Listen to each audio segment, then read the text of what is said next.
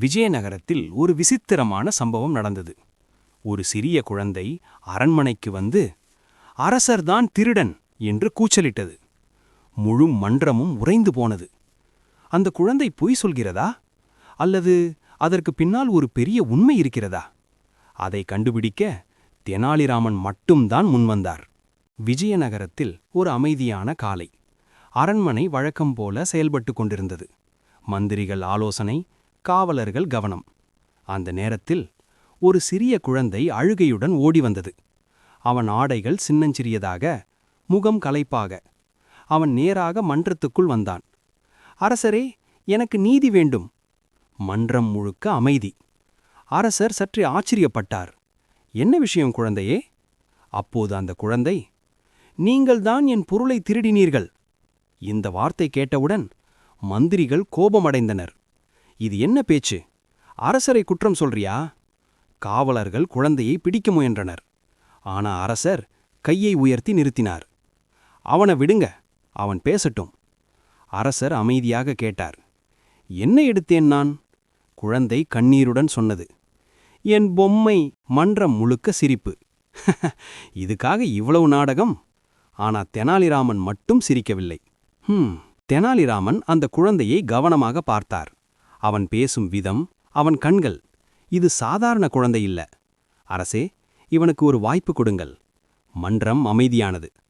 தெனாலி குழந்தையிடம் மெதுவாக கேட்டார். எப்படி அரசர் எடுத்தார்? குழந்தை சொன்னது, நான் நேற்று இங்கே வந்தேன், என் பொம்மையை இங்கே வைத்தேன். இன்று வந்தப்போ அது இல்ல. அதனால் அரசர் எடுத்திருக்கணும். தெனாலிராமன் சிரித்தார். சரி, இப்போ நாம உண்மையை கண்டுபிடிக்கலாம். அவர் மன்றத்தில் இருந்தவர்களை பார்த்தார்.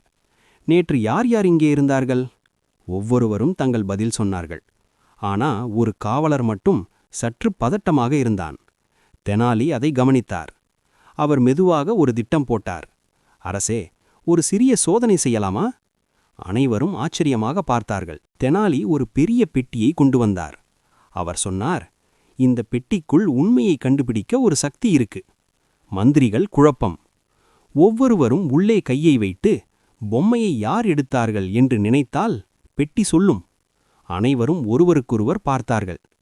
ஆனா அந்த காவலர் கையை வைக்க பயந்தான். தெனாலி உடனே சிரித்தார். அரசே, திருடன் கிடைத்து விட்டான். காவலர் நடுங்கினான்.